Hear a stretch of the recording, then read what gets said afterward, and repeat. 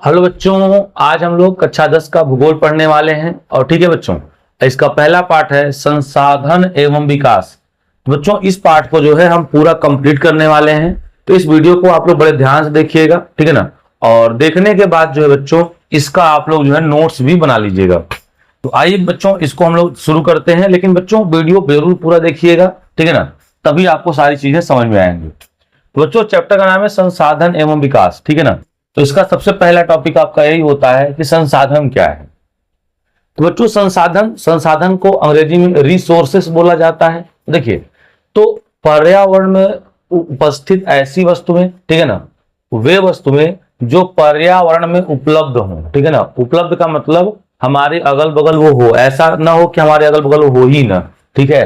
तो वे वस्तुएं जो पर्यावरण में उपलब्ध हो और आर्थिक रूप से संभव। आर्थिक रूप से संभव का मतलब यह है कि बहुत महंगे ना हो, ऐसा ना हो कि उसको प्राप्त करने के लिए हमें बहुत ज्यादा जो है धन की खर्च करनी पड़ जाए, ठीक है ना।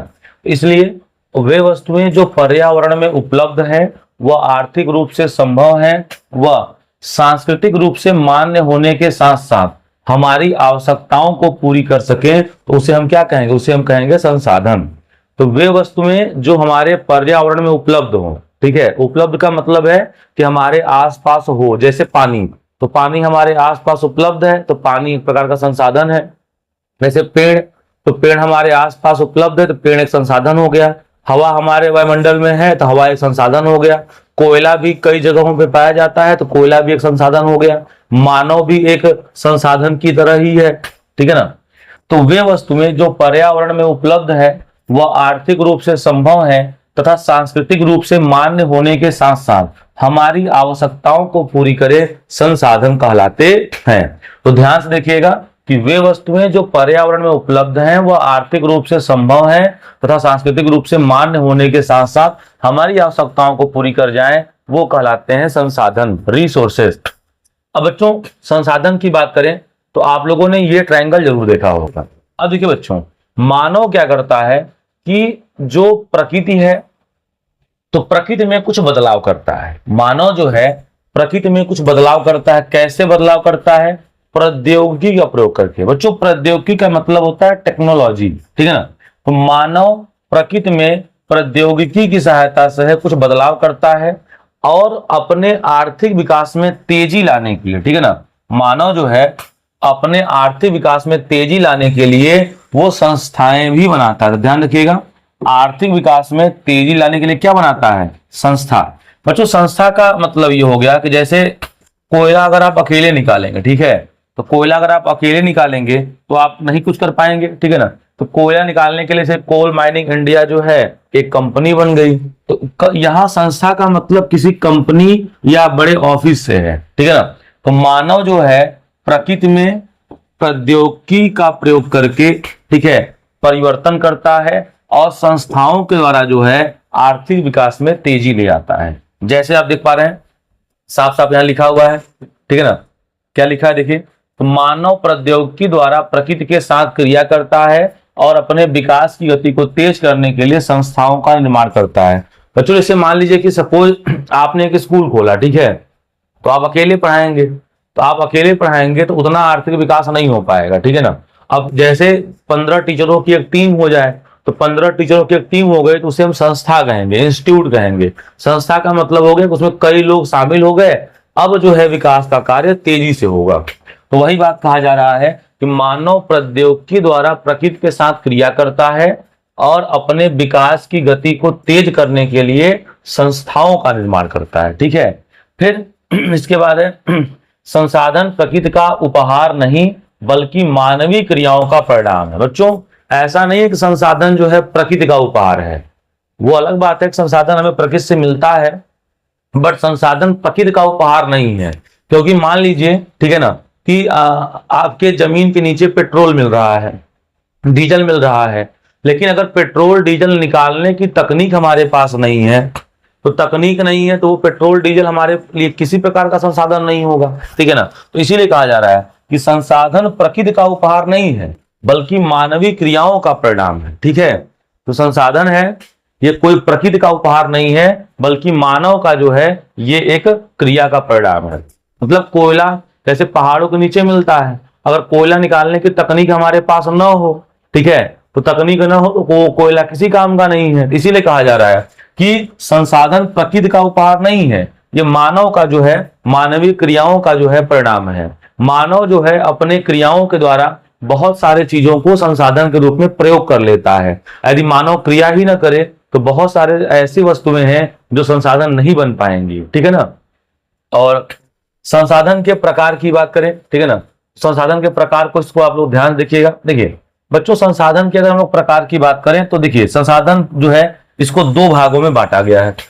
अब संसाधन को दो भागों में बांटा गया है तो कौन कौन से हैं, ठीक है बच्चों। सबसे पहला है प्राकृतिक संसाधन। अब प्राकृतिक संसाधन किसे कहते हैं, तो ऐसा संसाधन जो हमें मूल रूप से प्रकृति के द्वारा प्राप्त हो उसे हम प्राकृतिक संसाधन कहते हैं।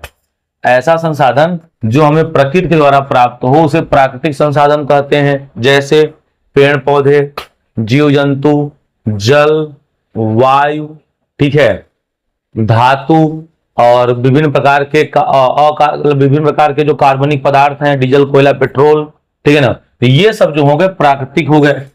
तो ऐसे संसाधन जो हमें प्रकृति के द्वारा प्राप्त होते हैं प्राकृतिक संसाधन कहलाते हैं।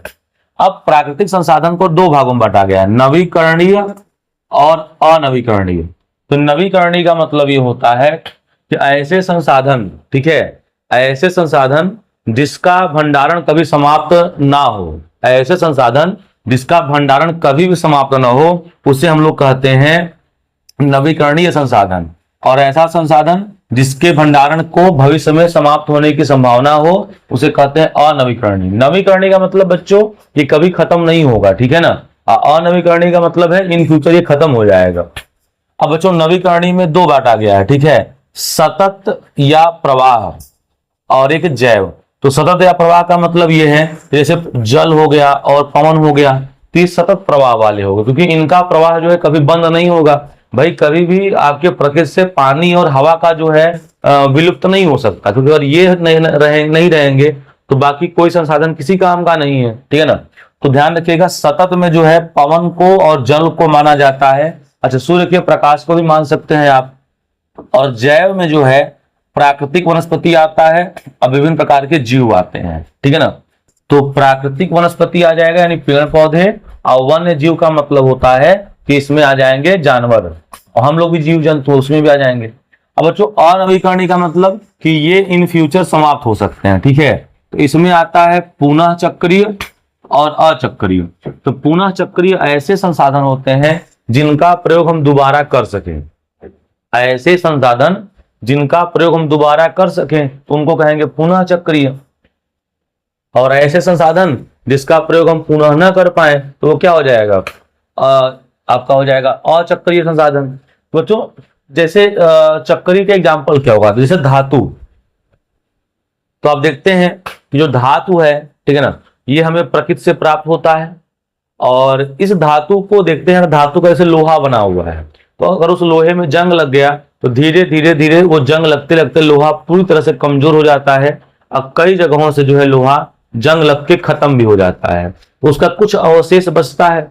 कुछ अवशेष बचता है तो आप देखते होंगे उसको कबाड़ जो आते हैं वो ले जाते हैं, और ले जाने के बाद फिर से उसको गला के और उसको फिर से एक नया धातु बना दिया जाता है। तो कहीं ना कहीं धातुओं का जो है चक्रण हो सकता है। और अचक्रीय में जितने भी हैं जीवाश्म ईंधन, कोयला को एक बार प्रयोग करने के बाद दोबारा नहीं कर सकते, डीजल, पेट्रोल, मिट्टी का तेल, तो ये सब जो है आपके हो गए जीवाश्म ईंधन। अब बच्चों मानवीय संसाधन की बात करें तो मानव भी दो प्रकार के संसाधन बनाता है, ठीक है, संरचनाएं एवं संस्थाएं। अब संरचनाएं का मतलब क्या है, देखिए बच्चों मानव जो है बड़े बड़े बिल्डिंग्स बनाता है, तो बिल्डिंग्स भी तो एक संसाधन हो गया।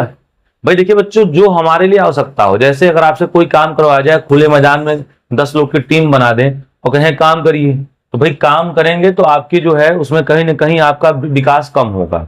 लेकिन आपको एक संरचना दे दें, संरचना का मतलब एक पूरी बिल्डिंग दे दें और पूरा आपको मैनुअल सेट कर दिया जाए कि ये व्यक्ति ये काम करेंगे, तो कहीं ना कहीं वो संसाधन का रूप ले लेगी। तो संरचनाएं और संस्थाएं का मतलब कई लोगों की टीम की एक कंपनी, ठीक है ना। तो संरचनाएं एवं संस्थाएं ये मानवीय में आ जाएंगे। अब मात्रा एवं गुणवत्ता का मतलब ये है, जैसे आप इंजीनियर हैं, ठीक है, तो आप इंजीनियरिंग का काम अच्छे से करेंगे। अगर आप डॉक्टर हैं तो ठीक है, इलाज अच्छे से करेंगे। आप वकील हैं तो बच्चों कहीं ना कहीं मात्रा एवं गुणवत्ता का मतलब है किसी विशेषल स्पेशल व्यक्ति से, ठीक है, कि आप किस क्षेत्र में महारत हासिल है। तो उम्मीद है बच्चों इनके नाम आपको जरूर याद हो गए होंगे, कम से कम नाम याद हो जाए तो आप एक एक लाइन तो लिख ही सकते हैं पेपर में। जैसे संसाधन, संसाधन में आ गया प्राकृतिक और मानवीय। तो प्राकृतिक में आपको याद रखना है दो, नवीकरणीय अनवीकरणीय, ठीक है। और नवीकरणीय में दो ठो है, एक सतत और जैव। जैव में भी दो आ जाएगा, एक प्राकृतिक और एक वन्य जीव। और अनवीकरणीय में अचक्रीय और चक्रीय आ जाएगा। और मानवीय वाले में क्या आ जाएगा, तो संरचनाएं संस्थाएं, एक आ जाएगा आपका मात्रा एवं गुणवत्ता। तो बच्चों हमें लगता है कि अगर पेपर में संसाधन आता है तो ये टेबल आप लोग जो है अवश्य बनाइएगा। अगर ये टेबल बना देंगे, ठीक है, और इसके बाद काफी चीजें हम पढ़ाने वाले हैं, तो अगर टेबल बना देंगे तो आप उसमें जो है काफी चीजें देख सकते हैं, ठीक है। तो आइए आगे देखते हैं।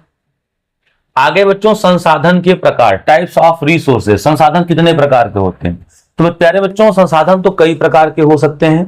तो सबसे पहले बात करते हैं उत्पत्ति के आधार पर। उत्पत्ति के आधार पर बच्चों संसाधन जो है इसको दो भागों में बांटा गया है। तो उत्पत्ति के आधार पर जो है संसाधन दो प्रकार के होते हैं। अब संसाधन दो प्रकार के होते हैं, कौन कौन संसाधन है? तो पहला है जैव संसाधन यानी बायोलॉजिकल रिसोर्सेस। तो बच्चों जैव संसाधन क्या होता है? तो इन संसाधनों की प्राप्ति जीव मंडल से होती है। मतलब बच्चों ऐसे संसाधन जिसकी प्राप्ति हमें जीवों के द्वारा होती है उसे हम कहते हैं जैव संसाधन। जीव मंडल का मतलब बच्चों होता है जैव संसाधन, ठीक है। जीव मंडल का होता है मतलब होता है तो जीव, ठीक है। तो ऐसे संसाधन जो हमें जीवों से प्राप्त हो उसे कहते हैं जैव संसाधन। और इसमें जीवन व्याप्त होता है, मतलब जो जैव संसाधन होगा इसमें कहीं ना कहीं जीवन की कुछ न कुछ अंश होगा, जीव का कुछ न कुछ अंश होगा। तो जैव संसाधन में बच्चों जीव का अंश अवश्य होता है।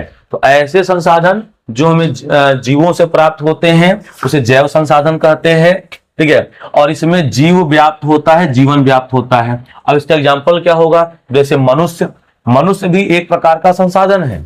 आज के क्षेत्र में जिस देश के पास मनुष्य का संसाधन ज्यादा है और अगर वो मनुष्य जो है कहीं ना कहीं टेक्निकल हो जाए और वो मनुष्य के अंदर जो है कुछ ना कुछ क्वालिटी आ जाए, कोई ना कोई स्किल आ जाए, तो वो जो है संसाधन और बेहतर हो जाता है। जैसे चाइना की आबादी बहुत ज्यादा है और वहां के लोग जो है ट्रेंड बहुत ज्यादा है। तो ट्रेंड होने की वजह से क्या होता है तो कोई भी काम आसानी से और कम समय में कर देते हैं। और चूंकि वहां की पॉपुलेशन ज्यादा है इसलिए वहां पे सामान भी सस्ते हैं और इसीलिए जो है पूरे वर्ल्ड में सबसे ज्यादा जो है सामान की सप्लाई चाइना कर रहा है।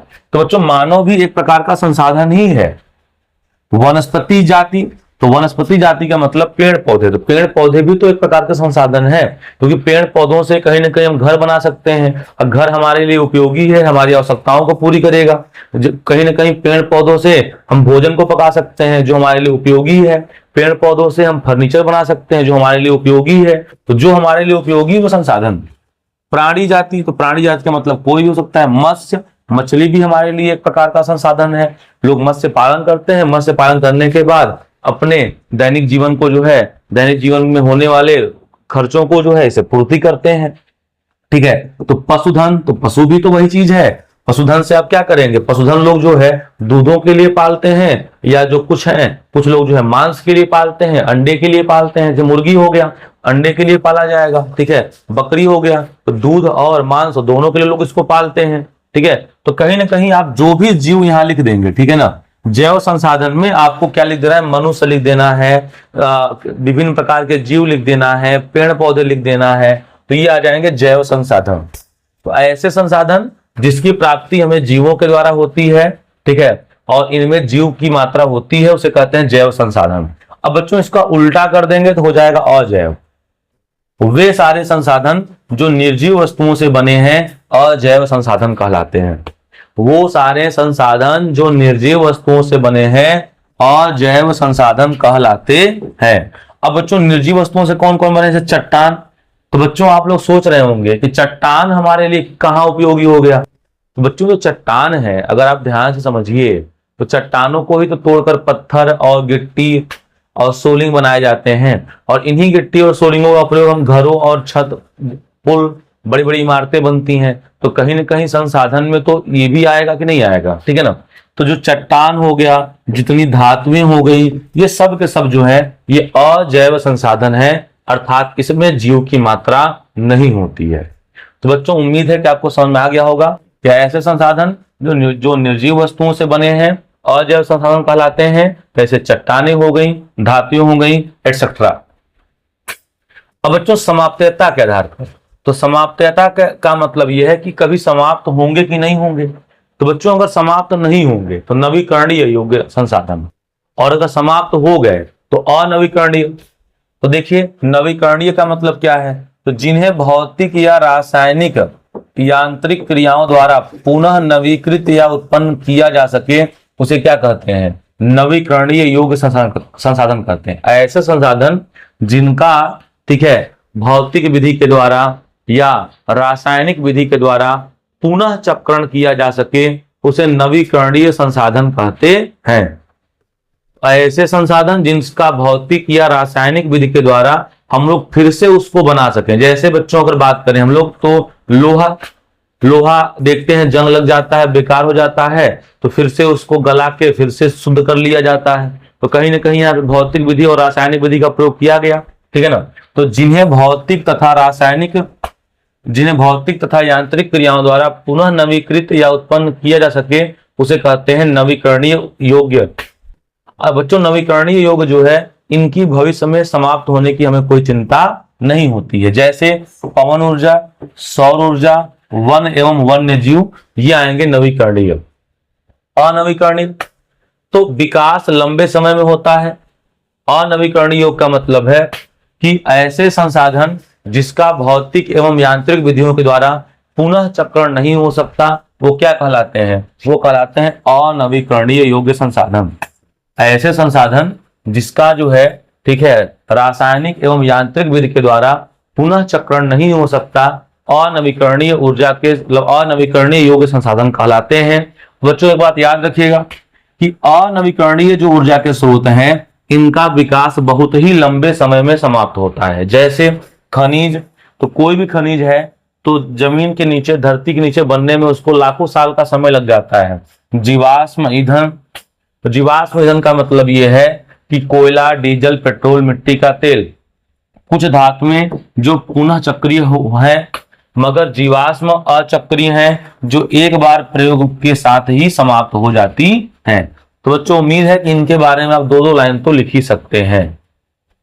अब आगे बात किया जाए तो अगला है स्वामित्व के आधार। बच्चों स्वामित्व का मतलब होता है मालिकाना हक, ठीक है, मालिक। तो स्वामित्व के आधार पर, तो स्वामित्व के आधार पर पहला होगा व्यक्तिगत, तो निजी व्यक्तियों का अधिकार होता है। ऐसा संसाधन जिस पर निजी व्यक्तियों का अधिकार होता है, जैसे बहुत से किसानों को सरकार की भूमि अवतरित करती है जिसके बदले में किसान सरकार को जो है लगान चुकाते हैं। जो किसान है सरकार को लगान चुकाते हैं, जैसे बाग हो गया, बगीचे का, चारागाह हो गया, तालाब हो गया और कुआं हो गया। तो जो व्यक्तिगत का मतलब ये हो गया, ठीक है, कि निजी व्यक्तियों का अधिकार होगा उस पर, ठीक है, लेकिन बहुत से किसानों को सरकार भूमि अवतरित करती है, मतलब पट्टे पे जो है सरकार जो है किसानों को खेत दे देती है और जिसके बदले में किसान जो है सरकार को लगान चुकाते हैं। जैसे बाग, तो बहुत सारे गांवों में बड़े बड़े बगीचे होते हैं, वो गवर्नमेंट का होता है, ठीक है, तो आप देखते हैं उसमें जाने का एंट्री फीस लगता है, तो वही लगान हो गया मान लीजिए। चारागाह, तो बहुत सारे गवर्नमेंट ने, ठीक है, चारागाह बनवाया हुआ है, तो वहां पे जो है पशुओं को चरा सकते हैं आप। तालाब, आप लोगों ने अपने अपने गांव में तालाब देखा होगा, तो तालाब वो गांव के विकास के लिए होता है, कहीं ना कहीं उसका लगान भी लगता है। कुआं, अब तो कुआं का उतना नहीं रह गया, लेकिन पहले गवर्नमेंट जो है कुआं खुदवाती थी। अब कुआं खुदवाने के बाद, ठीक है, पूरे गांव के लोग उससे पानी भरा करते थे और उसका लगान लगता था, ठीक है। फिर बच्चों इतना तो इसमें कोई खास बात नहीं है। और अगला इसमें यह है कि सामुदायिक, तो सामुदायिक का मतलब बच्चों कि समुदाय के सभी सदस्य इसमें उपलब्ध होते हैं। जैसे गांव में चारण भूमि हो गया, ठीक है, शमशान भूमि हो गया, तालाब हो गया, तो ये बच्चों देख लीजिएगा कोई खास नहीं है। आप सामुदायिक का मतलब समझते हैं कि जो सबका हो। ऐसे संसाधन जिस पर हर व्यक्ति का अधिकार हो उसे हम कहेंगे सामुदायिक संसाधन। ऐसा संसाधन जिस पर समाज के प्रत्येक व्यक्ति का समान अधिकार हो, उसे कहेंगे सामुदायिक संसाधन। तो आप देखते हैं जो गांवों में चारण भूमि होता है उस पर कोई भी जो है पशुओं को चरा सकता है। शमशान भूमि, तो शमशान भूमि में कोई भी जो है मरे हुए व्यक्ति को जो है दफना सकता है। तालाब, तो तालाब में भी जो है सबको समान अधिकार है। नगरीय क्षेत्रों में सार्वजनिक पार्क, तो पार्क में भी बच्चों कोई जा सकता है। पिकनिक स्थल में भी कोई जा सकता है। खेल के मैदान, तो खेल के मैदान भी कोई जा सकता है। तो ये कहीं ना कहीं सामुदायिक हो गए, ठीक है ना। फिर बच्चों को होता है राष्ट्रीय संसाधन। राष्ट्रीय संसाधन का मतलब ये होता है कि देश में पाए जाने वाले जिन पर केवल सरकार का अधिकार होता है, सरकार इन्हें भी आम जनता के हितों में व्यय करती है, उसे हम क्या कहते हैं, राष्ट्रीय संसाधन। ऐसा संसाधन जिस पर मूल रूप से सरकार का अधिकार होता है, लेकिन सरकार इसे आम जनता के लिए भी जो है व्यय करती है, उसे हम कहते हैं राष्ट्रीय संसाधन। जैसे खनिज पदार्थ। अब बच्चों खनिज पदार्थ, अगर किसी भी जमीन के नीचे कोई भी मिनरल्स मिलता है, लोहा मिल गया, कॉपर मिल गया, डीजल पेट्रोल मिल गया, तो बच्चों अगर ये सारी चीजें मिलती है ना, तो इस पर अधिकार जो है गवर्नमेंट का होता है। ये गवर्नमेंट इसको अपने कब्जे में ले लेगी। तो बच्चों गवर्नमेंट क्या अपने कब्जों में ले लेगी तो क्या इसका सारा पैसा अपने पास रख लेगी? नहीं, इससे जो भी उसकी कमाई होगी वो इसका प्रयोग, ठीक है, जनता के या लोक निर्माण के कार्य में ही व्यय करेगा। पुल बनवाएगी सरकार, ठीक है, सड़क बनवाएगी, बिजली की व्यवस्था कराएगी, हॉस्पिटल, स्कूल, तो ये सब जिम्मेदारी होती है सरकार की। तो देश में पाए जाने वाले ऐसे संसाधन जिन पर सरकार का अधिकार होता है, ठीक है, और सरकार इन्हें भी आम जनता के हितों में व्यय करती है, उसे कहते हैं राष्ट्रीय संसाधन। जैसे खनिज पदार्थ हो गया, जल संसाधन हो गया, वन एवं वन्य जीव हो गया, राजनीतिक सीमाओं के अंदर की भूमि हो गया, और 12 मील समुद्र का होता है। जैसे अगर समुद्र के किनारे का जो बात करें तो लगभग 22 किलोमीटर के लगभग जो है उस पर जो है आपकी गवर्नमेंट भी अपना कब्जा कर सकती है, उसका वो उसी का क्षेत्र माना जाएगा। फिर बच्चों अंतरराष्ट्रीय संसाधन, तो जिन्हें अंतरराष्ट्रीय संस्थाएं नियंत्रित करती हैं, जैसे तट रेखा से 200 समुद्री मील की दूरी पर खुले महासागरीय संसाधनों पर किसी देश का अधिकार नहीं होता। बच्चों ये इंटरनेशनल हो गया। जैसे अगर समुद्र का किनारा है तो किसी भी देश का समुद्री किनारा है, तो अगर उसे 200 समुद्री मील आप बाहर चले गए, ठीक है, 200 समुद्री मील बाहर चले गए, तो उसके बाद जो है उस देश का भी अधिकार नहीं है, उस पर किसी का अधिकार नहीं है। उस पर एक अंतरराष्ट्रीय संगठन बना हुआ है, अगर वो चाहेगी सब मिलके तभी जो है पूरे वर्ल्ड के लिए कुछ ना कुछ हो सकता है, अदरवाइज उस देश का भी कोई अधिकार नहीं है। तो ये हो गया बच्चों। अब बच्चों अगला है विकास के आधार पर। तो विकास के आधार पर संसाधन कितने प्रकार के होते हैं? तो विकास के आधार पर बात करें संभावी संसाधन।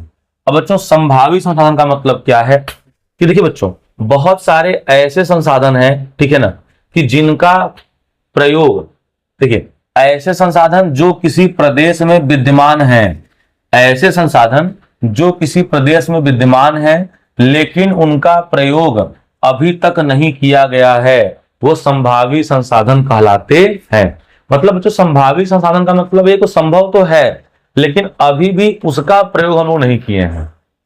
तो ऐसे संसाधन जो किसी प्रदेश में विद्यमान है वह उनका अभी तक उपयोग नहीं किया गया है, संभावी संसाधन कहलाते हैं। जैसे गुजरात हो गया और राजस्थान हो गया, यहां पर पवन और सौर ऊर्जा की अपार संभावना है, लेकिन जो है अभी इस पर उतना काम नहीं किया गया है। बच्चों आपको पता होगा कि गुजरात हो गया, राजस्थान हो गया, यहाँ पे गर्मी अत्यधिक पड़ती है। अब गर्मी अत्यधिक पड़ती है तो यहाँ पे कहीं ना कहीं, अच्छा यहाँ पे हवा भी बहता है, तो कहीं ना कहीं यहाँ पे पवन ऊर्जा और सौर ऊर्जा को अधिक से अधिक स्टेबलाइज किया जा सकता है, लेकिन अभी भी यहाँ जो है उतनी मात्रा में नहीं है जितना होना चाहिए। इसीलिए कहा जा रहा है कि ऐसे संसाधन जो किसी प्रदेश में या किसी क्षेत्र में विद्यमान हो लेकिन अभी भी उनका प्रयोग नहीं किया गया है, उन्हें हम कहते हैं, ठीक है ना, संभावी संसाधन। उसके बाद क्या है बच्चों? उसके बाद है विकसित संसाधन। तो ऐसा संसाधन जिसका सर्वेक्षण किया जा चुका हो, मतलब सर्वे कर चुके हैं, उपयोग एवं गुणवत्ता की मात्रा निर्धारित की जा चुकी हो, उसे कहते हैं विकसित संसाधन। बच्चों ऐसे संसाधन जिसका सर्वेक्षण का मतलब जांच, सर्वे किया जा चुका है, ठीक है, और इसका विकास भी जो है हो चुका है और इसका गुणवत्ता की मात्रा भी जो है निर्धारित की जा चुकी है, तो उसे हम कहेंगे विकसित संसाधन। मतलब तो विकसित का मतलब यह है कि इसका सर्वे हो चुका है, इसका उपयोग हो चुका है, इसकी गुणवत्ता की जो है जांच भी हो चुकी है, तो इसीलिए इसको कहा जाता है विकसित संसाधन। अब बच्चों विकसित संसाधन की कैटेगरी में अगर देखा जाए तो सबसे बेस्ट इस समय चल रहा है जैसे बिजली। विद्युत आज के समय का सबसे विकसित संसाधन है, जो कि जल से और कोयला से अधिक मात्रा में बनाया जा रहा है, ठीक है ना। तो ध्यान रखिएगा कि ऐसे संसाधन जिनका सर्वेक्षण हो चुका हो, उपयोग भी हो चुका हो, इनके गुणवत्ता की मात्रा जो है वो निर्धारित की जा चुकी हो, उसे हम कहेंगे विकसित संसाधन। एग्जाम्पल पे तो बिजली हो गया, सौर ऊर्जा हो गया, पवन ऊर्जा हो गया, डीजल हो गया, पेट्रोल हो गया, ये सब जो है नेचुरल गैस हो गया, एलपीजी हो गया, तो ये सब जो है प्राकृतिक आपके विकसित संसाधन हो गए। बच्चों भंडारण का क्या मतलब है, तो जो प्रौद्योगिकी के अभाव के कारण पहुंच से बाहर है, ठीक है। तो देखिए जो प्रौद्योगिकी के अभाव के कारण पहुंच से बाहर है, बच्चों के भंडारण के आधार पे संसाधन की बात हो रही है। बच्चों यह प्रौद्योगिकी का मतलब होता है टेक्नोलॉजी, प्रौद्योगिकी का अर्थ है टेक्नोलॉजी। तो ऐसे संसाधन, ठीक है, जो प्रौद्योगिकी के अभाव के कारण, प्रौद्योगिकी का मतलब तकनीक ही नहीं है हमारे पास, तो ऐसे संसाधन जो प्रौद्योगिकी यानी टेक्नोलॉजी के अभाव के कारण हमारे पहुंच से बाहर है। मतलब बच्चों उसके अंदर है, उसके अंदर कार्य करने की क्षमता तो है, बट उसके बारे में हमें पता ही नहीं कैसे उसे निकाला जाए। जैसे आपको पता है जल, जल के बारे में तो सबको पता होगा, तो जल का सूत्र सब लोग जानते हैं, जल का सूत्र हो गया H2O। तो बच्चों H2O में हाइड्रोजन है और हाइड्रोजन एक अत्यंत ज्वलनशील गैस होती है जिसका प्रयोग रॉकेटों में किया जाता है। बट बच्चों हमारे पास अभी ऐसे संसाधन बहुत नहीं आ पाए हैं जो जल में से हाइड्रोजन को इजीली निकाल दें, और हाइड्रोजन को निकालने के बाद इसका प्रयोग जो है हम लोग कहाँ करने लगे, इसका प्रयोग हम लोग करने लगे जो है ऊर्जा को प्राप्त करने के लिए। तो इसे हम कहेंगे भंडारण तो है लेकिन इसका प्रयोग अभी नहीं हो पा रहा है। संचित कोष तकनीकी ज्ञान की सहायता से उपयोग में लाया जा सकता है, भविष्य में जरूरत को पूरा करने के लिए इसका इस्तेमाल किया जा सकता है। बच्चों संचित कोष संसाधन का मतलब क्या, संचित मतलब बच्चों होता है इकट्ठा, अब कोष का मतलब कहीं ना कहीं खजाना बोल सकते हैं, फंड। तो बच्चों ऐसा संसाधन, ठीक है, जिसका तकनीक ज्ञान की सहायता से हम उसको उपयोग में ला सकते हैं, ऐसा संसाधन जिसमें हम लोग टेक्नोलॉजी का प्रयोग करके उपयोग में ला सकते हैं, तथा भविष्य में अगर हमको इसकी जरूरत होगी तभी इसका हम प्रयोग करेंगे। फिलहाल इसका प्रयोग हम नहीं कर रहे हैं, अभी इसको संचित कोष में रखा गया। इसका मतलब ये है, संचित कोष का मतलब है कि तकनीकी ज्ञान अगर हम लगा लें, ठीक है, तो उसे उपयोग में ले आ लेंगे, और उपयोग में ले आ लेंगे और भविष्य में जब जरूरत पड़ेगा तो इसका इस्तेमाल भी हम लोग कर लेंगे। तो ये हो गया संचित कोष। अब बच्चों है सतत पोषणीय विकास, सतत पोषणीय विकास। बच्चों सतत पोषणीय विकास, तो बच्चों देखिए ये प्रश्न बोर्ड में पूछा जा चुका है। तो वह विकास जो भविष्य में आने वाली पीढ़ियों को ध्यान में रख के किया जाए, वह जिससे पर्यावरण को नुकसान न हो, तो ऐसे विकास को सतत पोषणीय विकास कहा जाता है। ऐसा विकास जो भविष्य में आने वाली पीढ़ियों को ध्यान में रखकर किया जाए, ताकि जिससे आने वाली पीढ़ियों को नुकसान न हो और पर्यावरण को भी नुकसान न हो, तो इसे हम कहते हैं सतत पोषणीय विकास।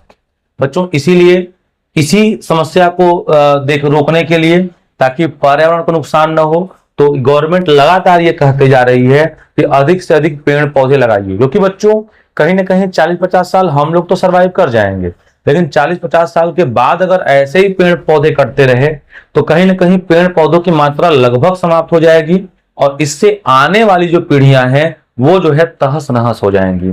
तो बच्चों इसीलिए यहाँ पे कहा जा रहा है कि वह विकास जो भविष्य में आने वाली पीढ़ियों को ध्यान में रखकर किया जाए, जिससे पर्यावरण को नुकसान न हो, सतत पोषणीय विकास कहलाती है। इसीलिए हमें पर्यावरण के संसाधनों का अत्यधिक दोहन नहीं करना चाहिए, इसीलिए हमें पर्यावरण के संसाधनों का अत्यधिक दोहन नहीं करना चाहिए, बल्कि आवश्यकता के अनुरूप ही दोहन करना चाहिए। और दोहन या यूज इस प्रकार से करना चाहिए ताकि पर्यावरण को ज्यादा नुकसान न हो। इसीलिए हमें अधिक से अधिक मात्रा में पेड़ पौधे लगाना चाहिए, ठीक है, जीव जंतुओं को भी बहुत अत्यधिक मात्रा में नहीं मारना चाहिए और साफ सफाई रखनी चाहिए ताकि ग्लोबल वार्मिंग जैसी समस्याओं से निपटा जा सके। तो यही बच्चों इसका उत्तर होगा और हमें लगता है कि आप लोग उसको लिख लेंगे, ठीक है ना। अब एक बच्चों इन्हीं समस्याओं के लिए सतत पोषणीय विकास, और देखा गया कि जो है बहुत सारे लोग जो है संसाधनों का जो है दोहन करते चले जा रहे हैं और संसाधन जो है खत्म होता चला जा रहा है, तो इससे भविष्य में संकट आ सकता है। इसी के लिए एक सम्मेलन किया गया और इसका नाम रखा गया रियो डी जेनेरा पृथ्वी सम्मेलन। रियो डी जेनेरा पृथ्वी सम्मेलन ये 1992 में किया गया, ठीक है बच्चों। अब ये क्या था, तो ये ब्राजील पृथ्वी सम्मेलन का शहर रियो डी जेनेरा में प्रथम आयोजन 100 से अधिक राष्ट्रीय अध्यक्ष इसमें शामिल हुए। तो बच्चों याद रखिएगा कि रियो डी जेनेरा पृथ्वी जो सम्मेलन 1992 में हुआ था, ये आप लोग याद रखिएगा। रियो डी जेनेरा पृथ्वी सम्मेलन कब हुआ था, तो ये हुआ था 1992 में। किस देश में हुआ था, तो ये हुआ था ब्राजील में। और इसमें क्या था, ये प्रथम आयोजन था, इस बात को ध्यान रखिएगा। इसमें जो है 100 से अधिक राष्ट्र अध्यक्ष शामिल थे। बच्चों राष्ट्र अध्यक्ष का मतलब होता है हर एक देश का एक मुखिया होगा, ठीक है। तो हर एक देश का इसमें मुखिया था, वो इसमें शामिल हुआ था और 100 से ज्यादा देश के थे, ठीक है ना।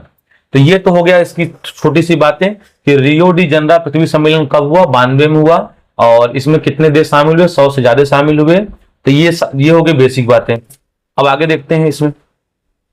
अब इसका उद्देश्य क्या था, आयोजन का उद्देश्य, रियो डी जेनेरा जो पृथ्वी सम्मेलन है इसका उद्देश्य क्या था बच्चों, इसका उद्देश्य था उभरते पर्यावरण संरक्षण प्लस सामाजिक आर्थिक विकास की समस्याओं का हल ढूंढना।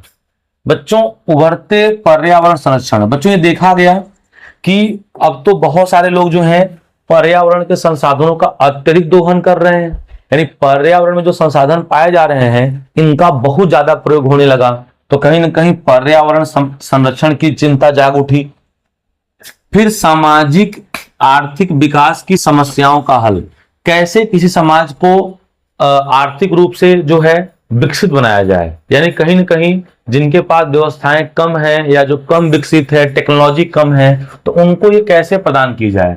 तो बच्चों इस आयोजन का मुख्य लक्ष्य यही था कि उभरते पर्यावरण संरक्षण को बचाना और सामाजिक आर्थिक विकास की समस्याओं का हल ढूंढना।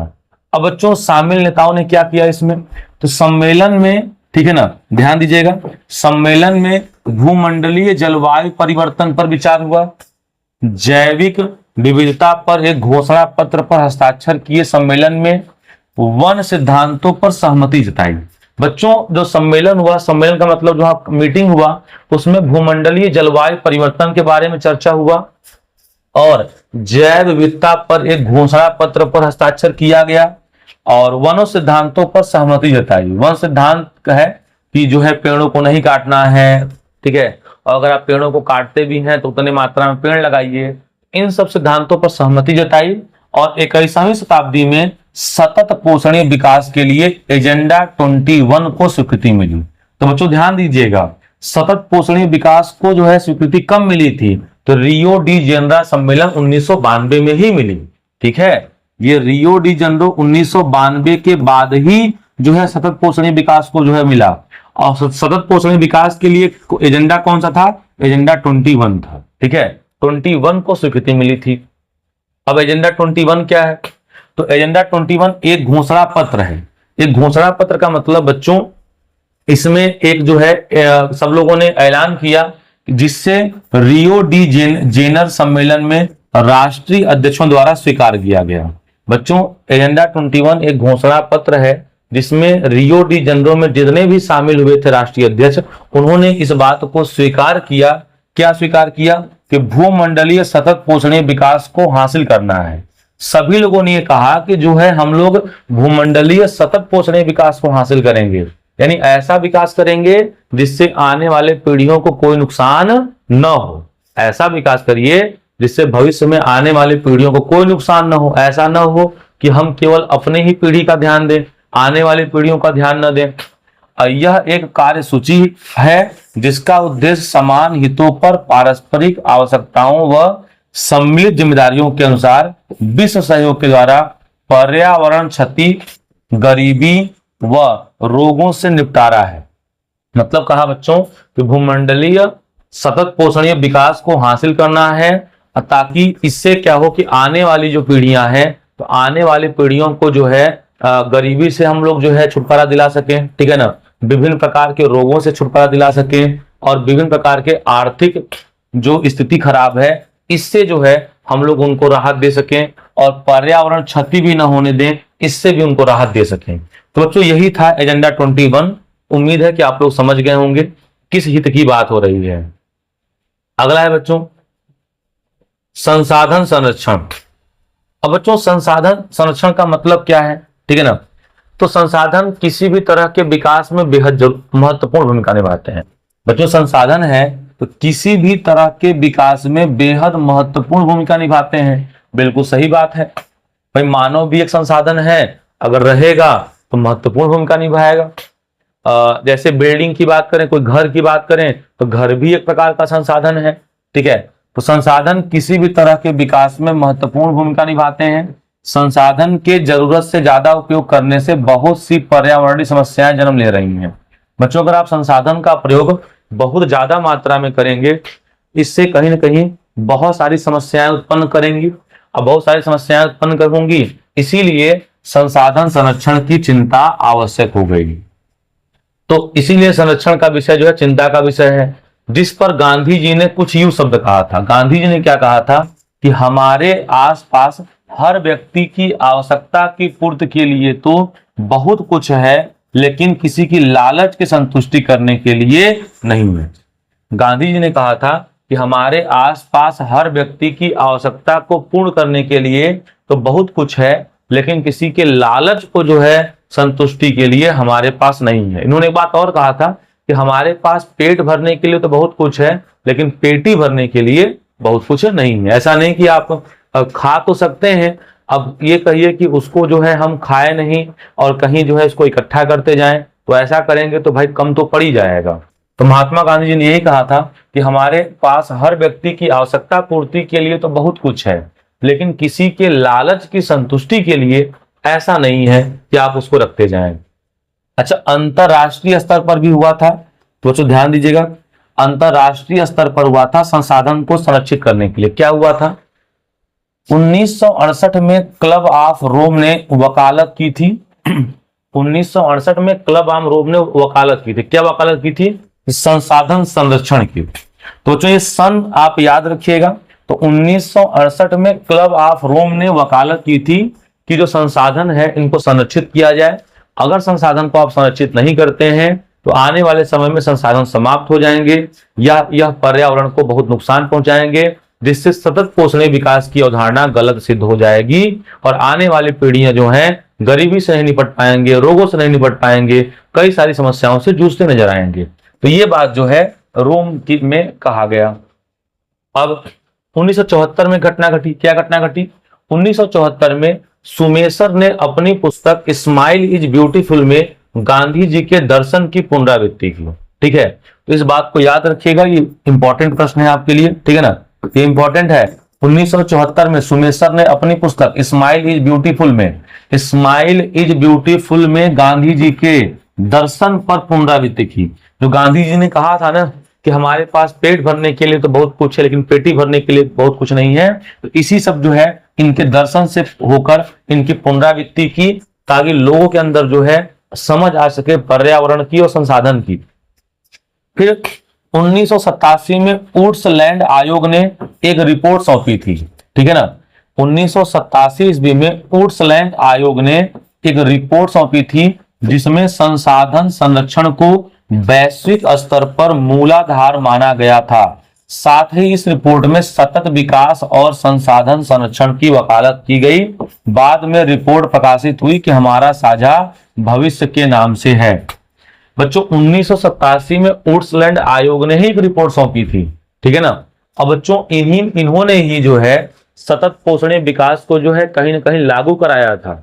अब बच्चों ये प्रश्न जो है वुड्सलैंड आयोग, ठीक है बच्चों, ये जो है यूपीएससी जो है मेंस में पूछा जा चुका है तो वुड्सलैंड आयोग के बारे में। ठीक है ना, वुड्सलैंड आयोग ने ही सतत पोषणीय विकास को जो है लागू किया। ठीक है, और इन्होंने कहीं ना कहीं संसाधन संरक्षण की वकालत भी की और हमारा साझा भविष्य के नाम से जो है इन्होंने रिपोर्ट भी प्रकाशित की। तो वुड्सलैंड आयोग 1987 याद रखिएगा, ठीक है ना।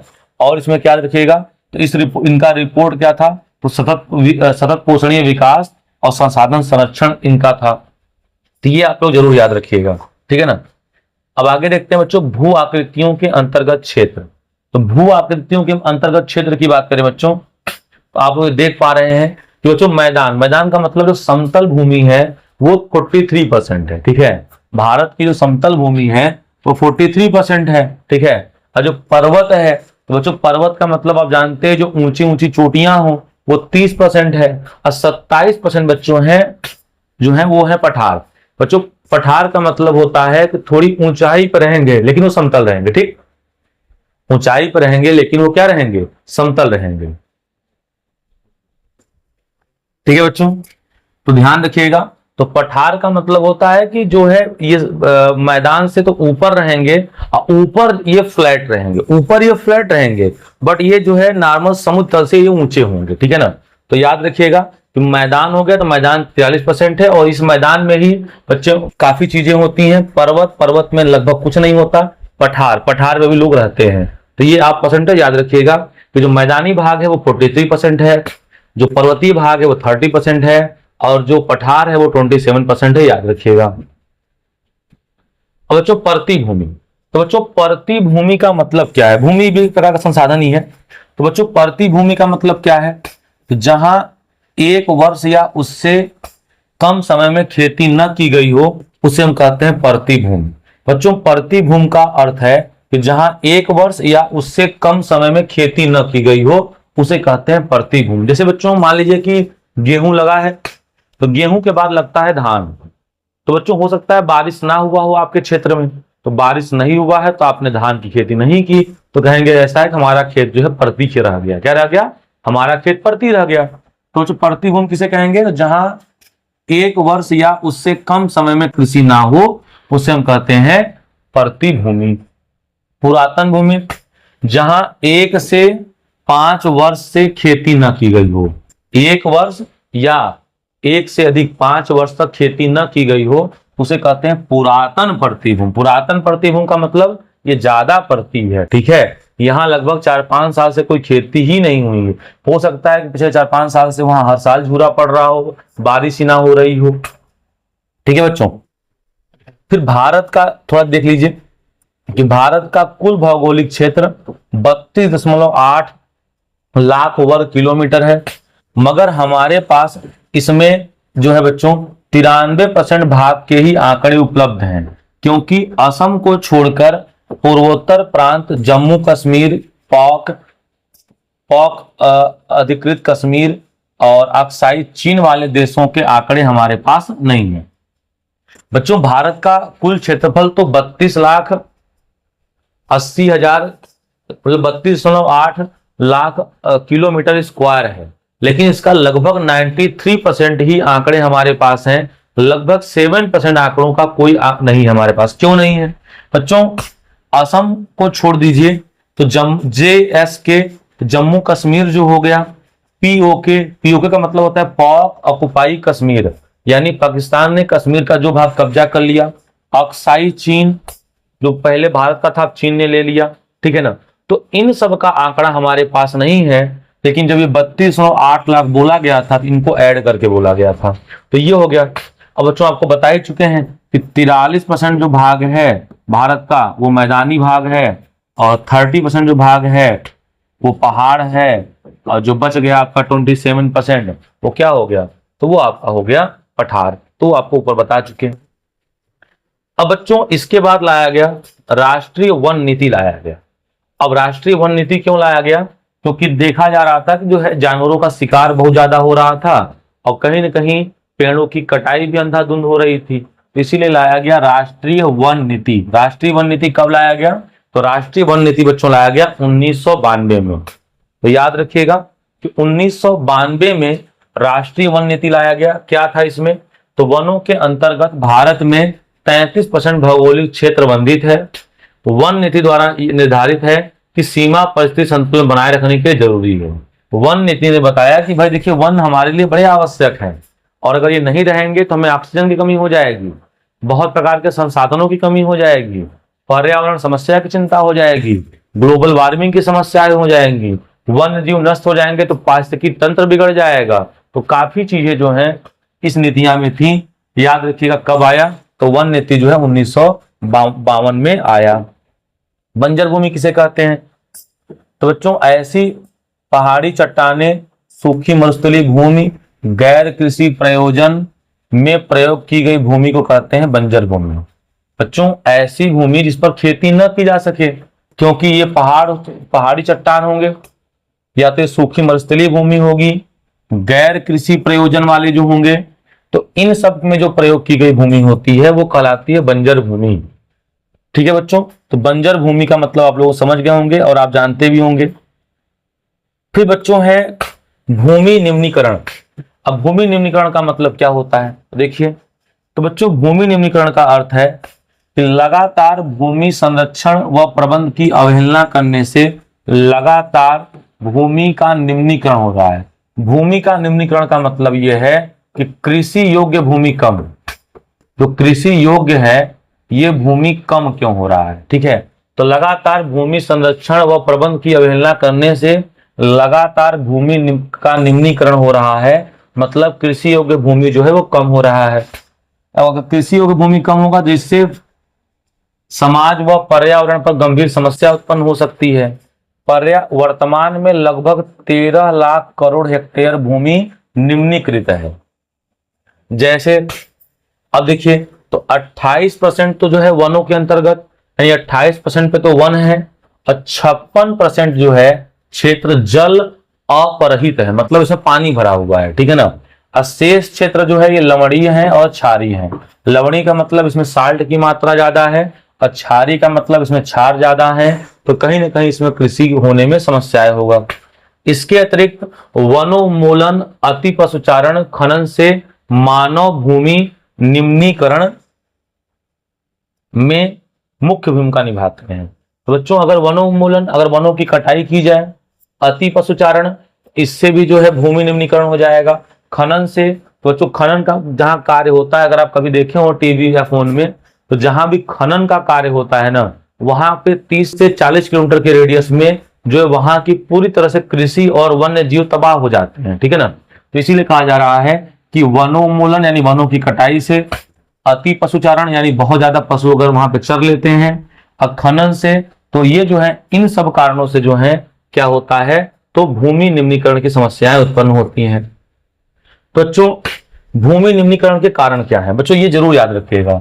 जैसे झारखंड हो गया, ठीक है, छत्तीसगढ़ हो गया, मध्य प्रदेश हो गया, उड़ीसा हो गया, तो यहाँ बच्चों वनोन्मूलन ज्यादा हो रहा है। वनोन्मूलन का मतलब ये है कि यहाँ पे जो पेड़ हैं वो अधिक मात्रा में काटे जा रहे हैं। ठीक है बच्चों, तो याद रखिएगा कि यहाँ पे जो पेड़ है, पेड़ बहुत अधिक मात्रा में काटे जा रहे हैं, इस बात को आप लोग याद रखिएगा। ठीक है बच्चों, तो ये आपका हो गया। ठीक है बच्चों, अब आगे देखिए, इसमें बच्चों आगे और है, जैसे गुजरात, ठीक है ना, तो गुजरात हो गया, राजस्थान हो गया, मध्य प्रदेश हो गया, महाराष्ट्र हो गया। तो बच्चों यहाँ पे अति पशुचारण बहुत ज्यादा है। अति पशुचारण का मतलब ये होता है कि यहाँ पे जो है पशु बहुत ज्यादा मात्रा में चरते हैं।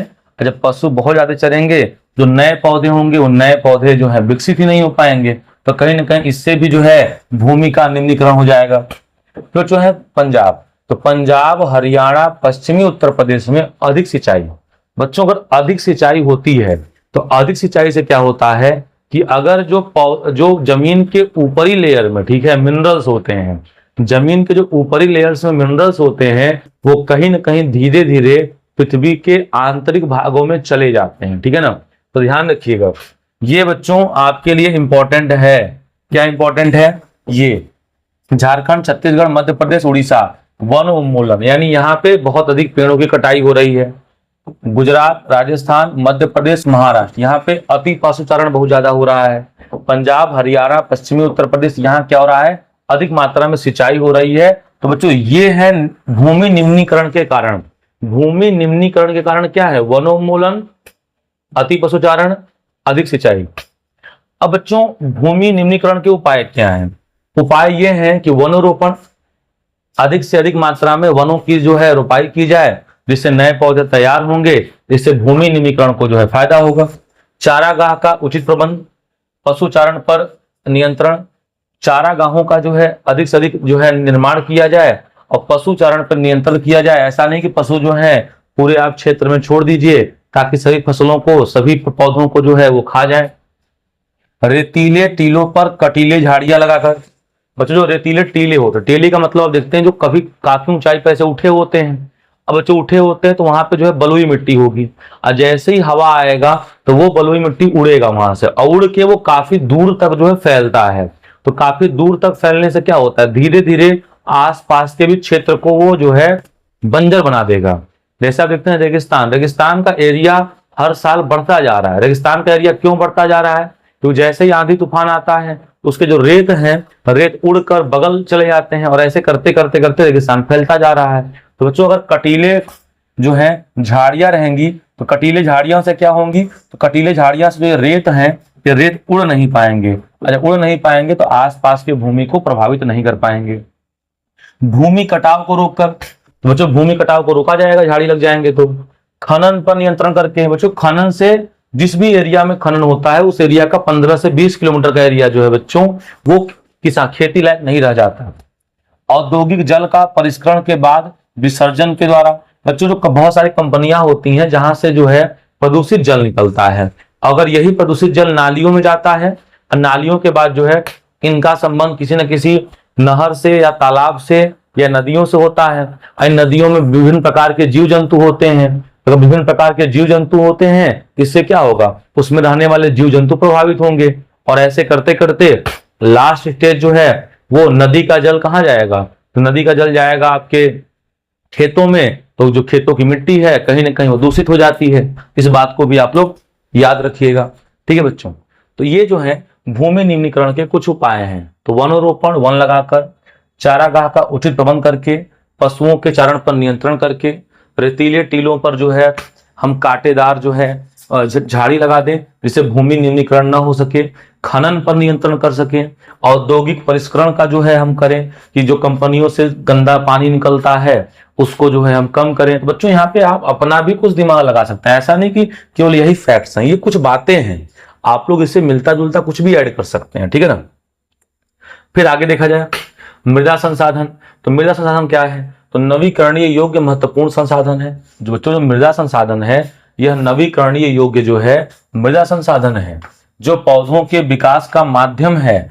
पृथ्वी पर विभिन्न प्रकार के जीवों का जो पोषण है वो मृदा संसाधन के हित द्वारा होता है। तो कुछ सेंटीमीटर गहरी मृदा को बनने में लाखों वर्ष लग जाते हैं बच्चों। तो कुछ सेंटीमीटर की जो मृदा है इसको बनने में काफी लाखों वर्ष लग जाते हैं और इसी में ही जो है पोषक तत्व होते हैं और इसी पर जो है हम लोग कृषि भी करते हैं। तो ये बात तो आपको पता ही होगा। मृदा बनने की क्रिया में लगने वाला कारक, अब बच्चों मृदा जो बनता है इसको बनने में क्या क्या कारक है, तो मृदा बनने के बहुत सारे कारक हैं, जैसे उच्चावच हो गया, जनक सेल, संस्तर सेल, जलवायु, वनस्पति व अन्य जैव पदार्थ जो हैं ये मृदा बनने की प्रक्रिया में लगने वाले कारक है। बच्चों जनक सेल का मतलब क्या है, बच्चों एक पत्थर होगा, अगर उस पत्थर पे जैसे सूर्य का प्रकाश पड़ा तो पत्थर जो है कभी ना कभी गर्म हो जाएगा।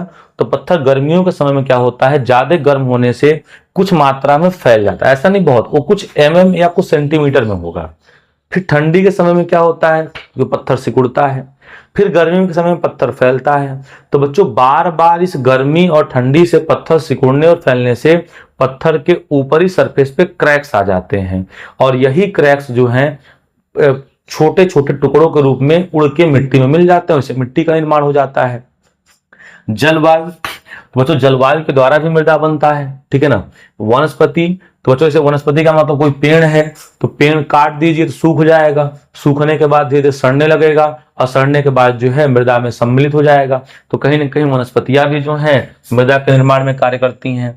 जैव पदार्थ, वही बात है, कोई भी जीव हो गया, जीव को अगर मिट्टी में दफनाया जाता है तो धीरे धीरे वो सड़ने लगता है, सड़ गिरने के बाद उसका अपघटन हो जाता है और अपघटन होने के बाद मिट्टी का निर्माण हो जाएगा। तो कहीं ना कहीं आप अपघटन की प्रक्रिया जानते हैं, कंपोस्ट खाद, तो कंपोस्ट खाद भी तो जो है धीरे धीरे वो मृदा में ही परिवर्तित हो जाएगा। तो कहीं ना कहीं आप जो है मृदा बनने की प्रक्रिया को लिख सकते हैं, आप समझ रहे हैं। प्राकृतिक तत्व तो तापमान परिवर्तन, बहते जल की क्रिया, पवन, हिमनद का अपघटन, ये क्रियाएं। मतलब बच्चों जो मृदा बन रहा है उसके प्राकृतिक तत्व क्या है, तो उसके प्राकृतिक तत्व है तापमान में परिवर्तन, जो भी आपको बताए हैं कि कोई पत्थर है बार बार गर्म ठंडा होगा तो टूटेगा, उसके चूरे बनेंगे, चूरे बनने के बाद क्या बन जाएगा, मृदा बन जाएगा। बहते जल की क्रिया, बच्चों अगर पानी बह रहा है किसी नदी में, तो अगर पानी बह रहा है नदी में तो क्या होगा, उसके पत्थरों को धीरे धीरे काटता जाएगा और काटते काटते काटते पत्थर के छोटे छोटे टुकड़े बन जाएंगे, और जब पत्थर के छोटे टुकड़े बनेंगे तो रेत बन जाएगा, और रेत से जो है बच्चों धीरे धीरे क्या बन जाएगा, भूमि बन जाएगा। पवन, बच्चों पवन भी जो है कहीं ना कहीं पहाड़ों को काटता है, तो पवन क्या करेगा, धीरे धीरे पहाड़ों को काटेगा, पहाड़ों के काट काट के उसको छोटे छोटे रेत जैसा बनाएगा, और कहीं ना कहीं वो भी जाके एक मृदा बन जाएगा। हिम नदी अपघटन, तो हिम नदी का मतलब क्या होता है बच्चों, बर्फ, तो बर्फ भी जो है ये भी जो है काटने का काम करता है। ये सब क्रियाएं जो है बच्चों प्राकृतिक तत्व हैं। अगर पेपर में आता है तो किन्हीं 2-3 का, अगर आप 2 का भी एक्सप्लेनेशन कर देते हैं तो ये पर्याप्त होगा। अच्छा बच्चों, रासायनिक व जैविक परिवर्तन भी महत्वपूर्ण है। यहाँ कहा जा रहा है कि मृदा को बनाने में, ठीक है ना, रासायनिक व जैव परिवर्तन भी महत्वपूर्ण है। जैसे जैव और अजैव दोनों प्रकार के पदार्थों से मृदा बनती है। जैव से कैसे बनेगा, तो जैव की बात करें तो जैसे जैव में आप कोई भी ले सकते हैं, कोई भी जीव, तो कोई भी जीव है अगर उसको मृदा में दफना दिया जाए तो क्या होगा, कुछ समय के बाद वो सड़ने गलने लगेगा, सड़ गल के जो है मृदा ही बना देगा। अजैव, अजैव का मतलब जैसे कागज हो गया, तो जो कागज अजैव है तो कागज को क्या करिए आप, कागज को जो है मृदा में रख दीजिए, काफी समय के बाद कागज सड़ जाएगा, सड़ने के बाद क्या बन जाएगा, मृदा बन जाएगा। अजैव में जैसे आप कोई धातु ही ले लीजिए, लोहा, लोहा को अगर आप मिट्टी में रख देंगे तो धीरे धीरे उसमें जंग लगेगा, जंग लगते लगते लगते एक समय ऐसा आएगा कि वो भी मृदा बन जाएगा। लेकिन बच्चों मृदा बनने की प्रक्रिया में बहुत लंबा समय लगता है। अब बच्चों भूगोल में बहुत लंबे का मतलब होता है कम से कम 2 लाख 3 लाख वर्ष, ऐसा नहीं कि 2-3 वर्ष, लाख वर्ष की बात होती है भूगोल में, ठीक है ना। फिर प्रक्रिया को निर्धारित करने वाले तत्व रंग, गहराई, गठन, आयु, रासायनिक और परिवर्तन। तो बच्चों अब मतलब मृदा में रंग अलग अलग होता है, इनकी गहराई अलग होती है, बनते कैसे हैं। तो बच्चों इसीलिए हमें पढ़ना है कि मृदा की जो है वर्गीकरण। तो बच्चों मिट्टी को कितने भागों में बांटा गया है, तो आपके अकॉर्डिंग टू आपके एनसीईआरटी की बात करेंगे, ठीक है ना, तो मृदा को हम लोग 6 भागों में बांटे हैं। तो जलोढ़ मिट्टी, जलोढ़ मृदा, काली मृदा, लेटराइट मृदा, मरुस्थलीय मृदा, वन मृदा, लाल और पीली मृदा। तो ये बच्चों हो गए वनों के प्रकार, ठीक है।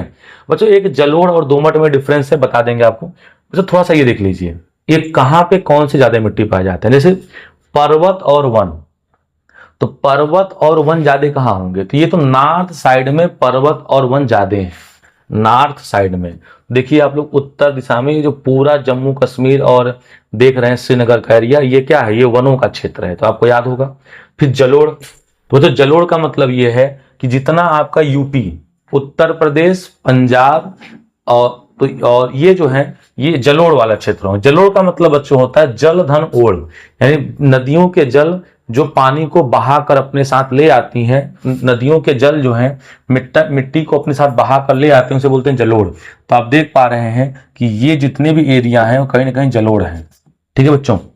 फिर शुष्क, तो शुष्क कहाँ होंगे, शुष्क जो होंगे ये आपके किनारे वाले एरिया में होंगे। तो बच्चों आपके एनसीईआरटी बुक में ये जरूर बना होगा, इसको आप लोग देख लीजिएगा, क्योंकि यहाँ पे कहीं ना कहीं कलर उतना क्लियर नहीं है, तो इसलिए इसको नहीं बता रहे, ठीक ना। अब बच्चों बात करें जलोढ़ मृदा की, तो जलोढ़ मृदा बनता कैसे है, तो जब नदियों के जल द्वारा, जब नदियों के जल के द्वारा, ठीक है, मृदा के कणों को बहा कर ले आया जाता है, तो इन्हें हम कहते हैं जलोढ़ मृदा, ठीक है। तो जलोढ़ मृदा का निर्माण नदियों के द्वारा बहा कर ले आए गए रेत, गाद एवं मिट्टियों के द्वारा होता है। और जलोढ़ मिट्टी जो है बच्चों अत्यधिक उपजाऊ होती है, क्योंकि इसमें अत्यधिक मात्रा में मिनरल्स पाए जाते हैं। देश के महत्वपूर्ण मृदा जो किसी विस्तृत क्षेत्र में फैली हुई है, उत्तरी मैदान इसी का बना हुआ है। जो बच्चों जो नॉर्थ का एरिया है बेसिकली उत्तर प्रदेश, ये सब चीजें इसी का बना हुआ है। गंगा व ब्रह्मपुत्र सिंधु नदी के तट द्वारा बहा कर ले आया गया। जो उत्तरी क्षेत्र में इससे बना हुआ है तो कौन बनाया है, तो गंगा और ब्रह्मपुत्र जो है और सिंधु नदी है वो बहा कर ले आई और बनाई है, ठीक है ना। फिर अगर इसकी बात करें तो राजस्थान व, बच्चों यहाँ पे वह नहीं होगा, ध्यान रखिएगा वह होगा, ठीक है। तो राजस्थान व गुजरात तक फैली है। जलोढ़ के बने डेल्टा पूर्वी मैदान विशेष रूप से महानदी गोदावरी कृष्णा कावेरी रेत सिल्ट मृत्तिका पाई जाती है। तो इसमें बच्चों रेत सिल्ट मृत्तिका ये सब चीजें पाई जाती हैं। आयु के आधार पर बात करें तो पुराना जलोढ़ मिट्टी और नया जलोढ़ मिट्टी, तो बच्चों पुराने जलोढ़ मिट्टी को बांगर कहा जाता है और नए जलोढ़ मिट्टी को खादर कहा जाता है, ठीक है ना। और जलोढ़ मिट्टी जो बांगर होता है इसमें कंकड़ ज्यादा पाए जाते हैं, और जो खादर होता है इसमें महीन कंकड़ पाए जाते हैं, ठीक है। तो महीन कंकड़ पाए जाते हैं, ठीक है ना। तो इस बात को आप ध्यान रखिएगा। अब जो जलोढ़ है बच्चों उपजाऊ मृदा है जिसमें, ठीक है, पोटास और फास्फोरस की मात्रा अधिक होती है और इसमें चूना यानी CaO की भी मात्रा अधिक होती है। जलोढ़ मिट्टी में फसल कौन सा ज्यादा अच्छा होगा, तो गन्ना, तो यूपी में गन्ना बहुत अधिक मात्रा में होता है। गेहूं भी यूपी में अच्छा होता है। चावल भी अच्छा होता है। दलहन की मात्रा कुछ यूपी में कम होती है लेकिन होते हैं। तो बच्चों जो जलोढ़ मिट्टी है गन्ना गेहूं चावल दलहन इन सब की जो है मात्रा अत्यधिक होती है। आइए आगे बात करते हैं। तो आगे बच्चों है काली मिट्टी। तो बच्चों काली मिट्टी का जो है रंग काला होता है, ठीक है ना, और इसे रेगुर मिट्टी के नाम से भी जाना जाता है। काली मिट्टी का जो रंग है बच्चों वो कैसा होता है, तो काली मिट्टी का रंग जो है काला होता है, ठीक है। काला क्यों होता है, तो ये क्योंकि बच्चों जो है ये ज्वालामुखी जो होता है तो ज्वालामुखी के एलिमेंट से ही बनता है। जो ज्वालामुखी का लावा होता है तो ज्वालामुखी से लावा निकलता है, तो लावा वो जब ठंडा होकर काला हो जाता है तो उसके अपक्षय से ये बनता है, ठीक है ना। तो काली मिट्टी रेगुर मृदा के नाम से जानी जाती है। इस मृदा में कपास की खेती ज्यादा की जाती है। अब कपास की खेती के लिए बच्चों पानी हमें अत्यधिक मात्रा में चाहिए। कपास की खेती के लिए जल की हमें अत्यधिक मात्रा में आवश्यकता होती है। चूंकि काली मिट्टी में जल अवशोषक क्षमता बहुत ज्यादा होती है इसीलिए कहा जाता है कि कपास की खेती जो है काली मृदा के लिए उपयुक्त होती है।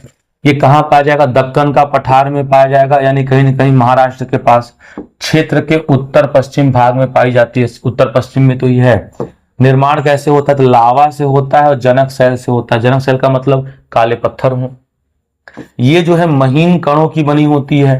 तो बच्चों अगर महीन कणों की बनी होगी तो क्या होगा कि इसमें जल अवशोषण क्षमता ज्यादा होगा, इसीलिए तो काली मिट्टी में कपास की खेती खूब होती है। इसका विस्तार कहाँ है, तो महाराष्ट्र में है, सौराष्ट्र में है, मालवा मध्य प्रदेश में है, छत्तीसगढ़ में है, गोदावरी कृष्णा नदी तक ये फैली हुई है। इतना बच्चों आप लोग जो है काली मिट्टी के बारे में याद रखिएगा।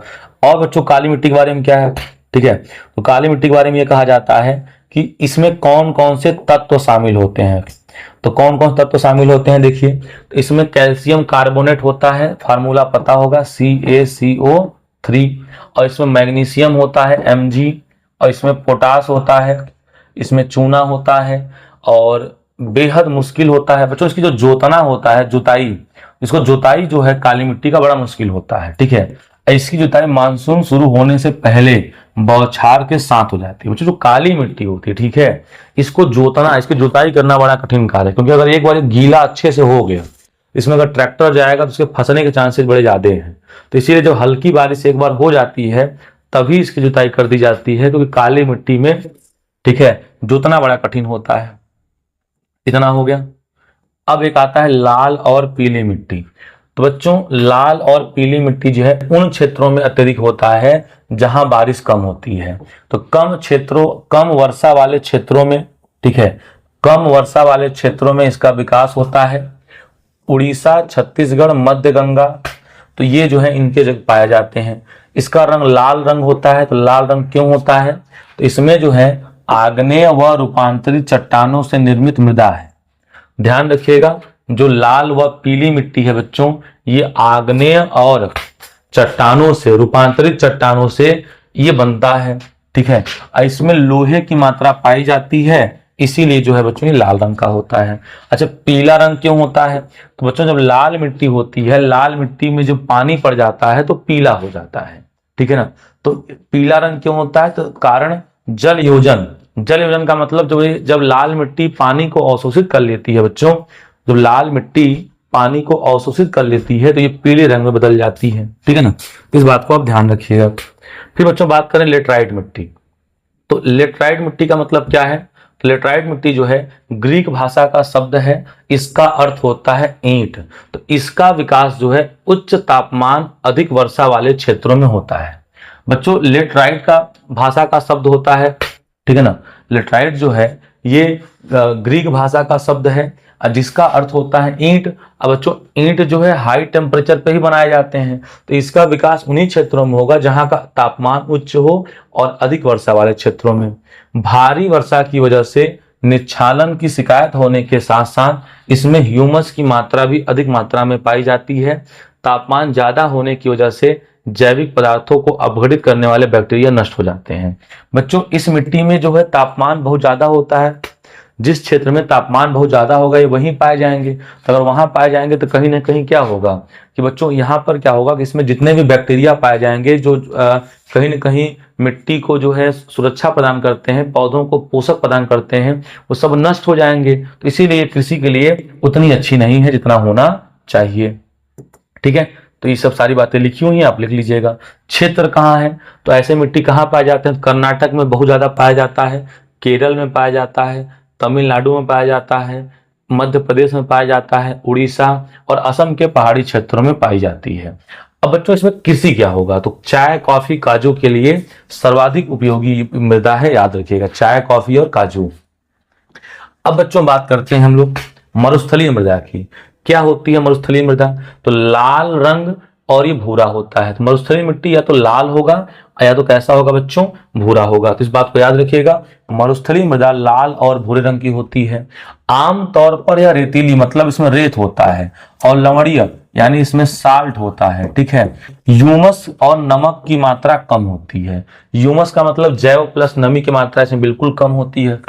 मृदा की सतह के नीचे कैल्शियम की मात्रा बढ़ती चली जाती है, वह नीचे की परतों में चूने व कंकड़ की सतह पाई जाती है। कह रहा है कि जैसे जैसे मरुस्थलीय मिट्टी में आप नीचे जाएंगे तो कैल्शियम की मात्रा बढ़ती जाएगी, व नीचे की परतों में अगर जाएंगे तो चूने के कंकड़ की सतह भी पाई जाएगी। अगर आप नीचे जाएंगे तो चूने के कंकड़ पाए जाएंगे, चूने में कैल्शियम होगा, इसलिए कहा जा रहा है कि कैल्शियम ज्यादा होता है, जिसकी वजह से मृदा में जल और अंतः स्पंदन अवरुद्ध हो जाता है। मतलब कहने का मतलब यह है कि इस मृदा में अगर पानी भर दिया जाए तो पानी बहुत नीचे नहीं जाएगा। क्यों, क्योंकि नीचे कंकड़ की लेयर है, और कंकड़ की लेयर है तो कहीं ना कहीं वो पानी को नीचे जाने ही नहीं देगा। वही बात यहाँ कही जा रही है। सही तरीके से सिंचाई करके इस मृदा को कृषि लायक बनाया जा सकता है, जैसे कि पश्चिमी राजस्थान में हो रहा है। बच्चों पश्चिमी राजस्थान में इसी प्रकार की मृदा पाई जाती है, और सही तकनीकी का प्रयोग करके वहां पे जो है इस मृदा में कृषि की जा रही है, ठीक है ना। तो देख लीजिएगा, बहुत खास नहीं है। अगला है वन मृदा। तो पहाड़ी व पर्वतीय क्षेत्रों में पाई जाएगी, ठीक है। तो वन मृदा है तो वन कहाँ पाया जाएगा, पहाड़ी व पर्वतीय क्षेत्रों में जहां पर्याप्त वर्षा व वन उपलब्ध है। दोमट सिलतार होती है, हिमाच्छित क्षेत्रों में इसका अपर्दन होता है, ठीक है। तो ये सारी बातें आपकी हैं। अब बच्चों बात करें मृदा अपर्दन। तो मृदा अपर्दन का मतलब क्या है कि मृदा का कटाव जो है ये मृदा अपर्दन कहलाता है, ठीक है। तो मृदा का कटाव जो है, मृदा का कटाव जलों के द्वारा होता है, मृदा का कटाव वायु के द्वारा होता है। तो मृदा का जल एवं वायु के द्वारा जो है बहाव मृदा अपर्दन कहलाता है।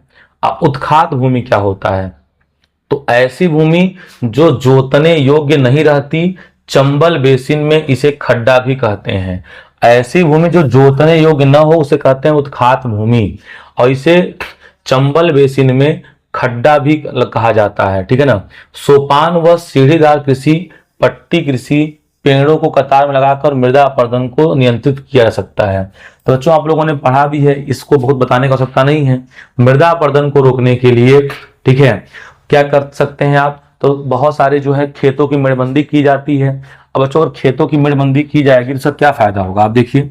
अगर खेतों की मेड़बंदी कर देंगे, ठीक है, जैसे खेतों में पानी भर गया, अब खेतों के अगर ऊपर से पानी जाएगा तो मेड़, आप देखते हो खेतों की मेड़ जो ऊंचे होते हैं तो कहीं ना कहीं केवल पानी ही जाएगा, ठीक है ना। पानी जाने की वजह से क्या होगा कि उसमें से जो है उसकी मिट्टी नहीं जा पाएगी, एक खेत से दूसरे खेत में पानी जाता है तो मेड़ों को भर दिया जाता है। अब उसके ऊपर से पानी जाता है तो इससे मिट्टी नहीं जाती, नहीं तो एक खेत की अगर मिट्टी दूसरे खेत में चली जाएगी तो ऊपर ही तो पोषक तत्व होते हैं, पोषक तत्व की कमी हो जाएगी, ठीक है ना। तो पेड़ों को कतार में लगाकर मृदा अपरदन को रोका जा सकता है। पट्टी कृषि करके, सोपान व सीढ़ीदार कृषि करके, अधिक से अधिक पेड़ पौधे लगाकर कर सकते हैं, खेतों की मेड़बंदी लगाकर कर सकते हैं, बाढ़ पर नियंत्रण ले आकर हम जो है ये सब जो है भूमि संरक्षण को बचा सकते हैं।